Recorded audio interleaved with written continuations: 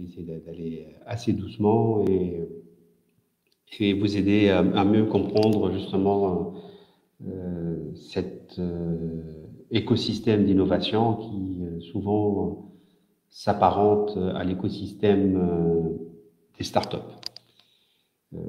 Mais avant de rentrer ou de pousser plus loin le sujet, j'aimerais vous mettre un peu l'agenda, hein, les choses qu'on va essayer de voir ensemble et la manière dont ça va se dérouler. Je vais prendre 20-25 minutes de présentation et donc je vous demanderai de suivre éventuellement donc avec concentration ce que je vais vous dire et poser vos questions au fil des commentaires. Je reviendrai après sur les questions et j'approfondirai bien sûr les questions qui seront posées ou qui auront été posées. D'accord, donc voilà, ce qui nous laisserait donc en gros 40 minutes d'interactivité. Voilà, donc merci à tous d'être là. Je suis très content de faire partie des intervenants de Law and Business School. Je vais partager avec vous en fait des notions qui ne sont pas tout à fait académiques, hein. Ce sont des notions du terrain, donc du vécu. L'écosystème d'innovation est un sujet bien sûr qui a été approfondi par les académiciens, hein. Donc la notion a été pour la première fois mentionnée par Moore donc en 1993. Donc, vous voyez, ça fait il y a plus de 20 ans. Et de quoi s'agit-il réellement? Donc, un écosystème d'innovation, en fait, c'est un ensemble d'acteurs ou d'entités qui mettent ensemble leurs capacités pour pouvoir atteindre en fait une finalité commune. Donc, il y a une notion de finalité commune, et cette finalité commune, ça peut être un produit, ça peut être un service, ça peut être une entreprise aussi, ça peut être une start-up. Hein. Donc c'est pour ça qu'on parle aussi d'écosystème de start-up. Donc c'est l'ensemble donc de composantes interreliées en vue de produire une finalité. Donc, en l'occurrence, les start-up.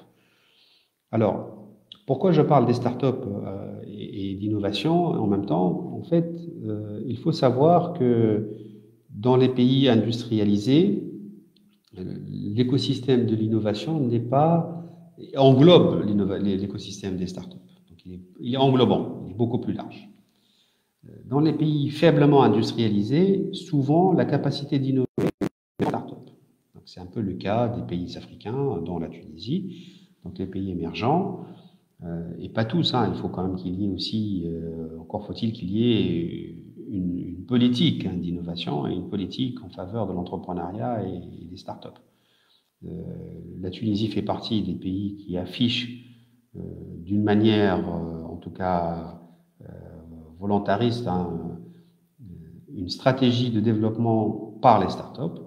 Et donc l'écosystème d'innovation en Tunisie est très proche, ou en tout cas est calé sur l'écosystème des startups, tout simplement parce que c'est là où on fait de la transformation de connaissances en valeur sur le marché. Voilà. Alors, par rapport aux acteurs, donc intuitivement, vous êtes généralement assez à l'aise avec les acteurs visibles de l'écosystème. Hein. Donc, les premiers acteurs sont bien sûr les entrepreneurs, sont les financeurs, ça peut être les business angels, hein, par rapport à cela. C'est aussi donc on trouve dans les stakeholders, dans les parties prenantes, le secteur privé, le secteur public, l'université. Donc tout cela, ou tout ce beau monde, constitue ce qu'on appelle une biocénose. Hein. Donc dans l'approche écosystème, la biocénose, c'est l'ensemble des acteurs qui appartiennent à l'écosystème, au biotope. Et pour vous faire un peu un schéma simple, donc ce que je viens de citer peut être regroupé dans des sphères. Donc ceux qui financent, ou ils apportent de l'appui financier, on les met dans la sphère du capital.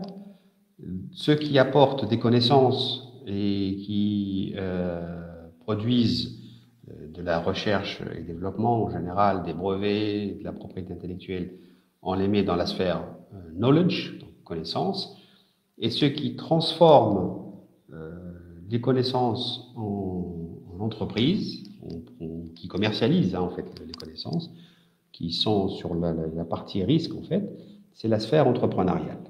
Donc voilà, donc, imaginons donc, un écosystème modélisé autour de ces trois sphères. La sphère capital, la sphère connaissance et la sphère entrepreneuriale. Alors, pourquoi je vous donne ce modèle-là? Tout simplement parce que c'est un modèle qui permet de comprendre le fonctionnement et l'état de l'art de notre écosystème, voilà, donc d'innovation. Donc je reprends le schéma donc, que je vous ai donné, donc trois sphères, capital, connaissance et entrepreneuriat, dans lesquelles, donc dans chaque sphère, on peut trouver des processus et des flux, que ce soit des flux d'information ou en tout cas des flux qui vont irriguer l'industrie des startups, si on ose appeler cela une industrie. Alors, avec ces trois sphères, il y a 7 configurations possibles, ou 7 combinaisons pour pouvoir mesurer la maturité d'un écosystème. Donc, je rappelle, nous avons modélisé l'écosystème d'innovation par 3 sphères, la sphère capitale, connaissance et entrepreneuriat. Maintenant, on va regarder les combinaisons qu'on peut avoir avec la maturité de ces 3 sphères-là. Qu'est-ce qu'on appelle une maturité? Si, par exemple, la sphère capitale est beaucoup plus mature et domine en tout cas les autres sphères, donc on est dans un modèle où c'est le capital qui prime. Et quand le capital prime, où il efface en tout cas les autres sphères, on est dans ce que j'appelle l'économie de rente.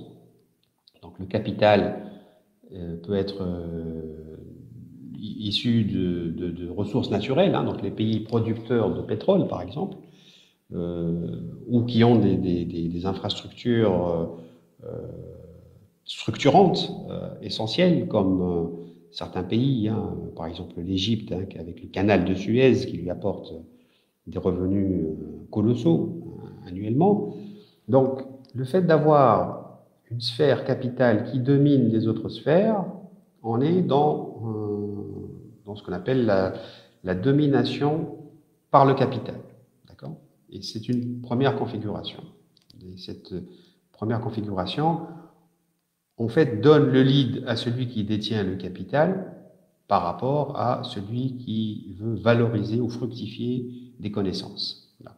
Donc c'est pour cela que cette première configuration, gardez-la en tête, donc c'est une configuration de rente, parce que l'économie est basée sur la rente, que ce soit une rente pétrolière ou une rente d'infrastructure. La deuxième configuration possible, c'est la configuration où on a le capital donc la sphère capitale mature et la sphère connaissance mature. Voilà, donc 2 sur 3. Et là, c'est une économie qu'on pourrait décrire comme une économie d'optimisation. D'accord ? Donc, l'innovation peut être concentrée entre les mains de quelques industries ou entreprises.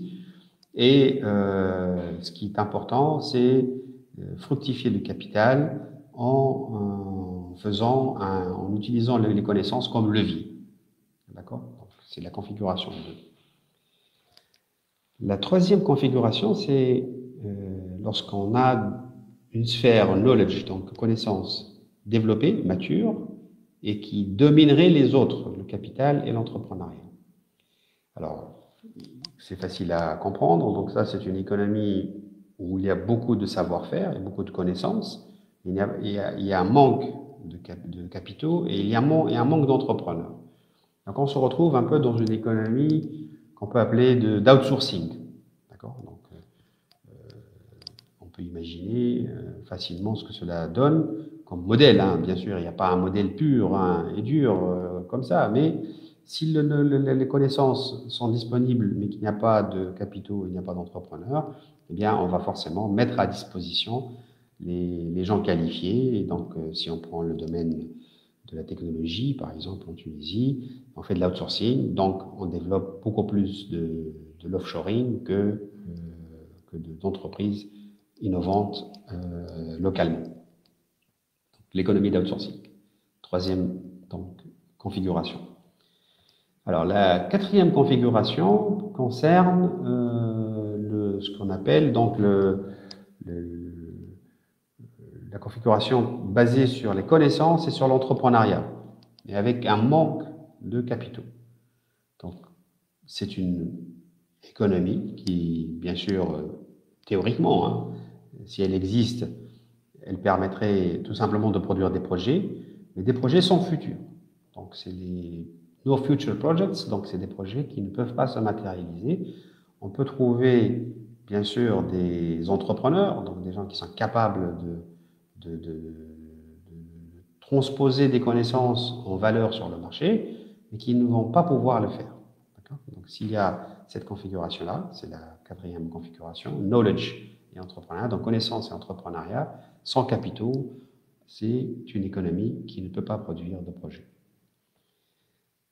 Il y a aussi, donc en cinquième configuration, le cas où on n'a que des entrepreneurs, donc une sphère entrepreneuriale très développée, mais qui ne peut pas s'appuyer sur une sphère de connaissances, ni une sphère de capitaux.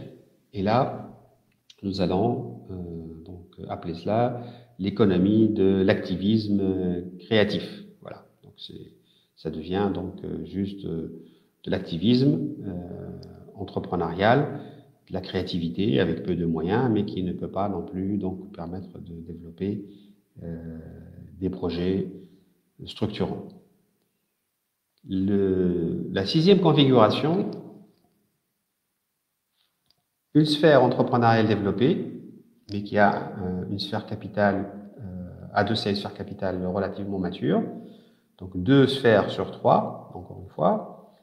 Et là, c'est une configuration qui existe, parce qu'on a des entrepreneurs et on a des financeurs qui fonctionnent bien ensemble, hein, donc tous les deux créent des passerelles, même s'ils ne trouvent pas la connaissance sur place, ils peuvent valoriser ou ils peuvent rentabiliser les acquis. Donc c'est une économie financiarisée, c'est une économie très orientée négoce et commerce, mais c'est une configuration qui peut prospérer, développer et se développer. Voilà. Et dans le cadre du libéralisme, de l'ultralibéralisme. Enfin, la septième combinaison, c'est une combinaison donc des 3 sphères, le capital, les connaissances et l'entrepreneuriat, donc 3 sphères matures qui fonctionnent bien et qui ont donc la capacité d'interagir efficacement. Et ça ressemble un petit peu à ce qu'il y a dans les écosystèmes très sophistiqués comme la Silicon Valley, par exemple. Donc, je rappelle pour histoire, hein, donc la Silicon Valley s'est développée parce qu'on a concentré une capacité R&D au départ, on a mis aussi par la suite de l'industrie, notamment dans le domaine des semi-conducteurs, et finalement il y a eu donc les financeurs qui sont allés là, se greffer là, parce qu'ils ont trouvé un écosystème favorable. En tout cas, ils ont contribué à la création de cet écosystème. C'est ça ce qui est intéressant. Donc, ce qui était au départ une agitation de campus est devenu une industrie des startups. Voilà. Alors, je vous raconte tout cela pourquoi? Tout simplement parce que aujourd'hui, on a besoin de comprendre et d'observer globalement les tendances en termes d'écosystème dans le monde. Et le continent africain, qui est un peu en retard par rapport aux autres continents, est aujourd'hui en train de gagner un peu en visibilité parce qu'il y a en tout cas des points de départ d'écosystèmes performants. Alors, les pays qui sont dans le radar, en tout cas des observateurs, sont l'Afrique du Sud, bien sûr, le Nigeria, le Kenya, dans une certaine mesure l'Égypte, le Maroc et la Tunisie. Voilà, donc on fait un peu partie des pays qui sont un peu dans le radar, qui commencent à être un peu visibles. Et si on observe un peu plus en détail, les écosystèmes se développent, en tout cas là où ils se développent, il y a une catégorie très particulière d'entrepreneurs. Donc, ce sont généralement des entrepreneurs de très haut niveau qui ont de l'expérience, souvent issus de la diaspora, où ils ont fait, en tout cas, des études à l'international et qui ont une expérience internationale et qui sont revenus pour produire des projets dans leur pays d'origine. Et il y a surtout des business angels, donc les investisseurs providentiels qui sont généralement prêts à prendre donc des risques dans les phases early stage de la création des startups. Et avec cela, eh bien, aujourd'hui, le continent africain commence à rentrer donc dans la cour des pays, en tout cas des continents à fort potentiel, et on a aujourd'hui pas moins de 250 firmes, en tout cas ou entreprises ou VC et private equity, donc de structures d'investissement qui opèrent en Afrique, ce qui est assez impressionnant. Vous aurez de toute façon la possibilité de regarder cela tout à l'heure, enfin, quand je mettrai en ligne les diapos que je passe en ce moment devant moi. Alors, pourquoi je vous parle aussi de cette tendance aujourd'hui au développement des écosystèmes, au développement par les écosystèmes? Parce que les pays qui ont bien compris l'intérêt des startups sont en train de faire un certain nombre de prendre des mesures, en tout cas en termes de politique publique, pour favoriser l'attractivité des pays, de leur pays en termes d'écosystème, voilà, en tant qu'écosystème d'innovation. Et globalement, ce qu'on peut observer de par le monde, c'est que les écosystèmes les plus performants obéissent en fait à trois règles. Alors la première règle, c'est la règle de la clusterisation et la spécialisation. Donc c'est important de comprendre qu'aujourd'hui, pour capitaliser sur les connaissances, le fait d'avoir un business stream, ou en tout cas un axe de prédilection et un focus de spécialisation, ça peut être les fintech, ça peut être l'agritech, ça peut être les edtech dans le domaine de l'éducation. Aujourd'hui aussi, on parle de santé. Donc la clusterisation des écosystèmes et la spécialisation est un phénomène qui est structurant et un vecteur de performance. Il y a aussi une autre tendance lourde qui constitue un facteur de succès, c'est l'intégration et la digitalisation. Alors ces écosystèmes sont en train de s'intégrer, alors s'intégrer sectoriellement, géographiquement, dans le territoire, donc la notion d'intégration au sens large, mais aussi la digitalisation, c'est-à-dire en fait l'apport du digital dans la gestion de l'écosystème lui-même. Donc aujourd'hui, de plus en plus, on trouve des écosystèmes qui peuvent accueillir des start-upers qui ne sont pas physiquement présents et qui gèrent aussi des deals flow à distance et qui ont la capacité de produire des services et de la valeur à distance, hein, grâce bien sûr aux technologies de l'information, et cela est un des vecteurs de succès et de performance de l'écosystème. Et la troisième tendance lourde concerne ce que j'appelle l'operculation des startups. Alors l'operculation, c'est lorsqu'une entreprise, une grande entreprise, prend en charge une petite entreprise, une startup. Et il y a de plus en plus d'ailleurs de programmes de ce qu'on appelle d'open innovation. Et l'open innovation, c'est tout bonnement ouvrir la porte de l'entreprise aux entrepreneurs pour qu'ils puissent résoudre des problèmes spécifiques à l'industrie, au business, ou en tout cas au secteur concerné de l'entreprise, de la grande entreprise. Voilà. Donc, trois vecteurs ou trois facteurs de performance pour les écosystèmes: la clusterisation et spécialisation, l'intégration et la digitalisation, et l'operculation des startups. Voilà. Donc, je vais m'arrêter là pour mon exposé.